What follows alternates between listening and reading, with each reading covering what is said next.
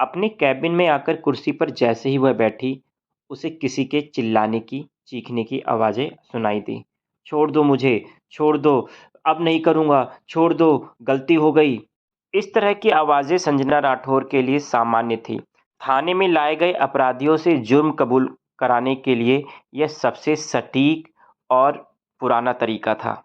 उसने एक हवलदार को बुलाया और पूछा, "किसे पीट रहे हो और किस जुर्म में इसे पकड़ के लाए हो?"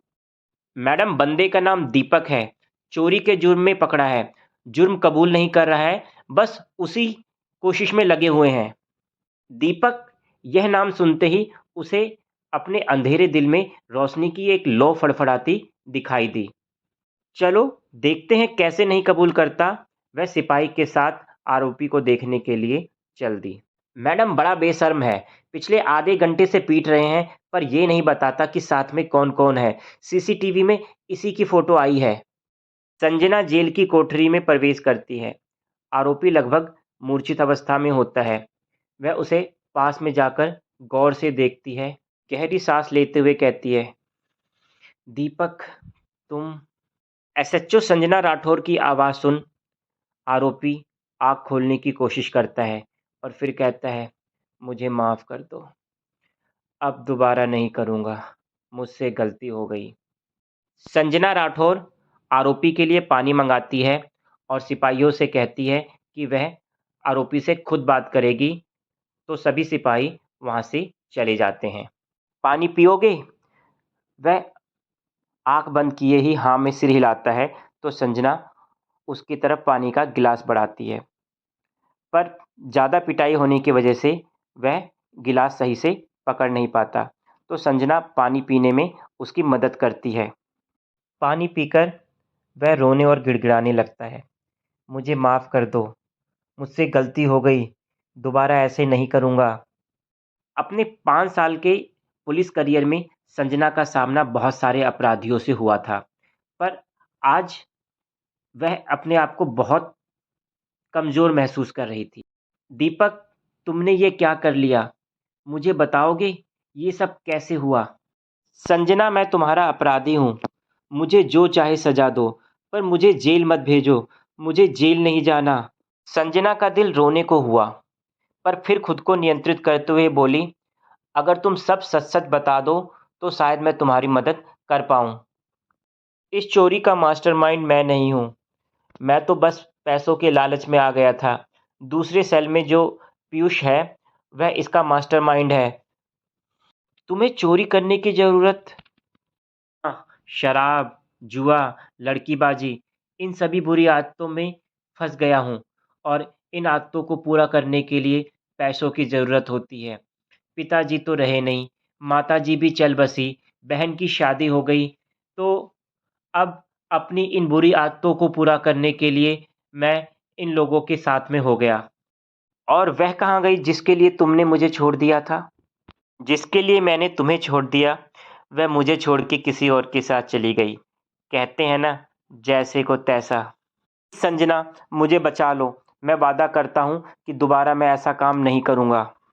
"ठीक है, मैं अपने एओ से बात करती हूँ और देखती हूँ कि क्या हो सकता है," कहकर संजना वापस अपने केबिन में आ गई। संजना अपने केबिन में आई तो उसके मन में 2 तरह के विचार उठे। एक विचार यह कि इसे इसकी हालत पे छोड़ देना चाहिए। इसने और इसके परिवार वालों ने मुझ पर बहुत सारे जुर्म किए हैं। मेरी ज़िंदगी को लगभग बर्बाद ही कर दिया। पर दूसरा मन कहता है कि वह अपनी गलती के लिए क्षमा माँग रहा है। उसे क्षमा कर देना चाहिए। वह कुछ देर सोचती रही। उसने एओ को बुलाया और कहा कि यह आदमी उसका दूर का रिश्तेदार है और उसे इस केस से निकालना है। एओ ने कहा, "ठीक है मैडम, हो जाएगा," और उसने उसी तरह की चार्जशीट तैयार कर दी गई। दीपक को बरी कर दिया गया। दीपक जब जाने लगा तो संजना के केबिन में आया। संजना की केबिन में एक और कांस्टेबल बैठी हुई थी। तो दीपक ने कहा, "मैडम, क्या आपका नंबर मिल सकता है?" "नंबर तो तुम ले लो, पर मुझे दूसरों के लिए परेशान मत करना, और हाँ, अगर तुम दोबारा मेरे थाने में आए तो मैं तुम्हारी कोई मदद नहीं कर पाऊँगी," संजना ने थोड़ा कड़े लहजे में कहा और दीपक को फ़ोन नंबर दे दिया। मैडम, क्या ये आपके मायके का है? नहीं, ससुराल का। लेडी कांस्टेबल को मालूम न था कि संजना एक तलाकशुदा है। कुछ घंटों बाद संजना के फ़ोन पर एक नए नंबर से मैसेज आता है, क्या तुम मुझसे एक बार मिल सकती हो? वो मैसेज को अवॉइड करती है। लगभग आधे घंटे बाद फिर मैसेज आता है, प्लीज़ मिल लो। तीसरी बार जब दोबारा मैसेज आता है तो वह झल्ला जाती है और उस नंबर पर कॉल करती है। दूसरी तरफ दीपक होता है। वह कहती है, क्या तुम्हारा अभी जी नहीं भरा? क्या चाहते हो, दोबारा से तुम्हें थाने में बंद कर दूं?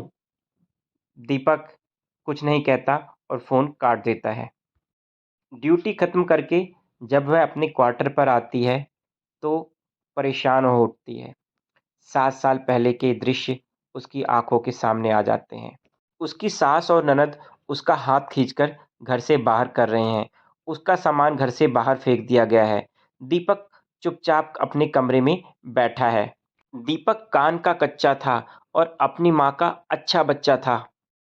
संजना गरीब घर से थी और दीपक की माँ बात-बात पर संजना को ताने दिया करती थी। दीपक को भड़काने में उसकी ननद भी पीछे नहीं रहती और जिसकी वजह से उसकी और दीपक की हमेशा कहा-सुनी हुआ करती थी। दीपक अमीर बाप का बिगड़ैल बेटा था। संजना उसके लिए नाम मात्र की पत्नी थी। संजना से उसका कोई भावनात्मक लगाव न था। वह किसी दूसरी लड़की से प्यार करता था, इसलिए संजना पर होने वाले अत्याचारों और जुल्मों पर वह कभी ध्यान नहीं देता। हाँ, जब कभी उसे बाहर की चूपड़ी खाने को ना मिलती, तो वह संजना के साथ सो जाया करता था। सास के तानों से तंग आकर एक दिन संजना ने जवाब दे दिया और उसी रोज उसे घर से बाहर का रास्ता दिखा दिया गया। दीपक मूक दर्शक बना चुपचाप बैठा रहा। आर्थिक रूप से कमजोर संजना के परिवार ने बेटी को दोबारा ससुराल भेजने की कुछ असफल कोशिशें की। उसके बाद उन्होंने हार मान ली। कुछ दिनों तक संजना हताश और परेशान रही, पर बाद में उसी के गांव की एक टीचर दीदी ने उसे पढ़ने और नौकरी की कोशिश करने की प्रेरणा दी। उसने ग्रेजुएशन किया और एसआई का फॉर्म भरा।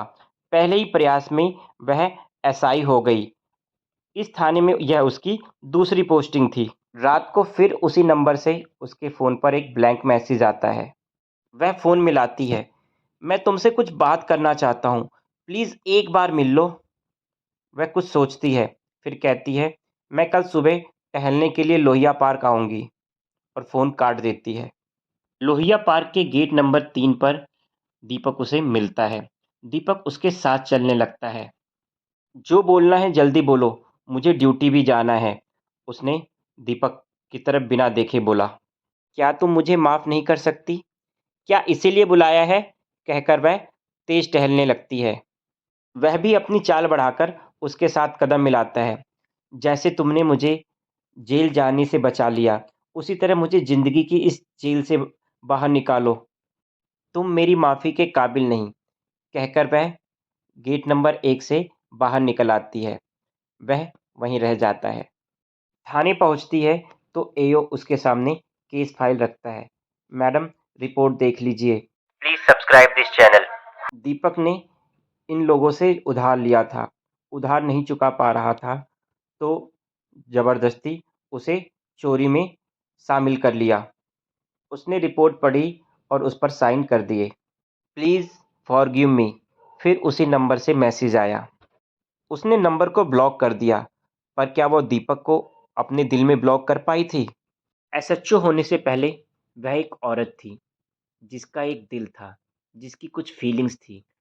अतीत के इस रिश्ते ने उसे गहरे घाव दिए थे, पर समय ने उन घावों को भर दिया था और वो जीवन में आगे बढ़ रही थी, पर किस्मत तो कुछ और चाहती थी। ड्यूटी से लौटकर जब घर आई, तो उसने नंबर को अनब्लॉक कर दिया और नंबर के अनब्लॉक करते ही उससे 3-4 मैसेज दोबारा आए। प्लीज़, प्लीज़ माफ़ कर दो, सॉरी, सॉरी, सॉरी। बहुत सोच विचार करने के बाद उसने मैसेज टाइप किया, तुम चाहते क्या हो? तुम मुझे अपना लो। वह कॉल मिलाती है और कहती है, दीपक, मैंने अपने आप को बहुत मुश्किल से सँभाला है। मैं दोबारा अपनी लाइफ को स्पॉइल नहीं कर सकती। प्लीज़ संजना, मान जाओ। मैं प्रॉमिस करता हूँ, मैं सारी बुरी आदतें छोड़ दूँगा। 2 मकान अभी भी बचे हैं, मैं वो भी तुम्हारे नाम कर दूँगा। तुम जो कहोगी, जैसा कहोगी मैं वैसा ही करूँगा। तुम मुझे अपना एड्रेस सेंड करो, मैं वहीं आकर तुमसे मिलती हूँ, कहकर उसने फ़ोन काट दिया। अगली शाम ड्यूटी के बाद वह उसके दिए गए एड्रेस पर पहुँच जाती है। जब वह दीपक के कमरे में प्रवेश करती है तो उसे बड़ा बेतरतीब पाती है। कमरे में कई सारी खाली शराब की बोतलें पड़ी थी। तो तुम ऐसे सुधरोगे? संजना ने उसे तिरछी नज़रों से देखते हुए कहा। ये सब पुरानी है। जिस रोज़ थाने से आया हूँ, उस रोज़ से मैंने शराब छोड़ दी है। तुम तो पुलिस वाली हो, ना यकीन हो तो पता कर लो, चाहे तो मेरे पीछे सिपाही लगा दो।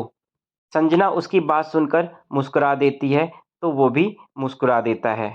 फिर संजना कहती है, इस ज़िले में मेरे बहुत सारे जानने वाले हैं।